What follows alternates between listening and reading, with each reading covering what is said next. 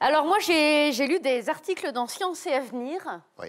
Parce que oui, je lis. Très bonne lecture. Bah, déjà, un, vous lisez, et deux, vous lisez... Deux bons points. Ouais. Alors, ne vous méprenez pas, c'est que la Wi-Fi était en panne. Ma fille dormait, puis mon mari était dans son bureau. Vous savez, le petit bureau des maris, c'est celui avec un trône et du papier toilette. Il travaille énormément. Bref, j'étais démunie comme un pédocriminel dans un EHPAD. Oh. Alors, je me suis dit, lisons Science et Avenir. Alors, l'article de la semaine, c'était « Notre existence est-elle biologiquement limitée ou peut-elle s'accroître indéfiniment ?» Sous-entendu, jusqu'à quel âge un être humain peut vivre grâce à la science? Et pour vulgariser, c'est quand c'est-il qu'on va crever? Alors moi, je pense que ça peut intéresser tous les adolescents qui regardent la revue de presse. Pourra-t-on battre le record mondial qui est français avec Jeanne Calment, qui est morte en 97 à l'âge de 122 ans, quand même, soit un an de plus que Bernard. C'est horrible parce que c'est complètement gratuit. Il ne disait rien, il était tranquille, c'est complètement gratuit. C'est pour le maintenir éveillé. En plus, c'est pas vrai, il a pas 121 non, ans, il a 110. Ça n'a rien à voir. C'était une balle perdue. Comme dit mon oncle à ma tante, lorsqu'il est vaillant hors du jour de coït. Alors, selon l'INED, c'est un pote à moi marocain, les centenaires pourraient être 7 fois plus nombreux en 2060, ce qui va faire du monde dans les magasins le samedi matin à l'ouverture. Mais selon une étude russe, si tant est que les Russes soient concernés par le fait de rester en vie en ce moment, notre point de non-retour en tant qu'être humain est situé autour des 120 ans. Après ça, le soufflet retombe, comme disait ma tante à mon oncle. Après les 4 minutes réglementaires. Alors moi, j'ai trouvé l'article très intéressant, mais quand même, il y a une question qui n'a pas du tout été posée, c'est qui a envie de vivre jusqu'à 150 ans? Moi, je crois qu'il n'y a que les moins de 20 ans qui veulent vivre jusqu'à 150 ans. Je sais pas vous, mais moi, je trouve que plus tu vieillis, plus tu te dis... Oh. Pas grand intérêt. En tout cas, pas d'intérêt assez important que pour te dire, allez, ok, j'entends que dalle, je vois plus rien, mes amis sont morts. La seule chaleur que je ressens, c'est quand je fais pipi dans la popoche. Mais bon, ça vaut quand même le coup.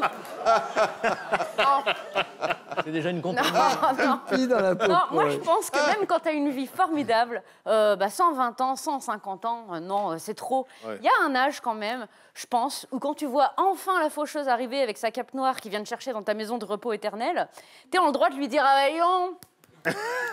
C'est pas dommage, vous êtes venu en moonwalk.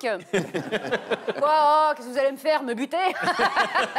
Qu'est-ce que vous avez foutu? Ça fait 50 ans que j'ai fait mes bagages qui sont prêts, je vous attends, vous pouvez pas appeler, non? Vous croyez que c'est drôle? J'ai plus de dents, moi, mon vieux. Super, la purée, la compote, le hachis, génial. Je mange, je chie, je mange, on voit pas la différence, mon pote. De la compote, matin, midi et soir, je suis maigre comme les cuisses à deux verdières. Oh, arrêtez. Je veux un steak, vous croyez que c'est marrant d'avoir 150 ans? Hier, c'était mon anniversaire, regardez, mémé, il y a toute votre famille qui est venue, super. Entre les enfants, les petits-enfants, les arrière-petits-enfants qui ont fait des enfants, on était 92 dans la piole. Même pas pu regarder la revue de presse. Puis ils viennent pas par plaisir, à un moment, ils attendent qu'on finisse par crever. Je les entends, je les vois, ils sont là, ça va, mémé? Vous êtes sûr? Vous voulez pas un petit thé italien avec de la morora? La morora, c'est une épice, mémé, oui. Je vous parle pas du pauvre gars qui a acheté ma maison en Viager il y a 70 ans. La seule chance qu'il aura d'en profiter, c'est de se faire enterrer dedans. C'est pas marrant d'avoir 150 ans. J'entends plus Drucker. Vous croyez que c'est une vie? Allez, emmenez-moi au bout de la terre avant qu'ils me mettent dedans. Quel intérêt de vivre aussi longtemps? En plus, t'as que des références qui existent plus au bout d'un moment. T'es en décalage avec la vie en permanence. Tu peux traîner avec des gens de ton âge, mais ils t'entendent pas. Enfin, les gens plus jeunes, ils t'invitent plus. Ils savent que tu vas créer le malaise. Tu vas arriver en faisant hey, prospère et hop la boum. Comment ça va la marmaille? On a la jactance qui s'entifle en loose day. What? À de mon temps, la gamberge, c'était quand même autre chose que votre Facebook, votre Instaflamme et votre toc-toc. Les femmes, elles avaient des nichons, puis les PD, on les faisait cramer. Oh là, oh. Alerte malaise. On les invite plus. Et moi, quelle blague je ferais à la revue de presse à 150 ans, et donc 150 balais, c'est mieux pour faire le ménage.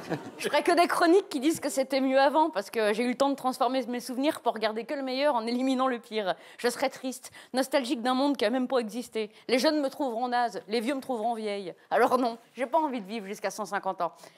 Enfin si, il y a un truc qui est cool si j'arrive à vivre jusqu'à 150 ans, c'est que j'aurai le temps de profiter de ma retraite pendant au moins 6 mois. Bravo, Élodie.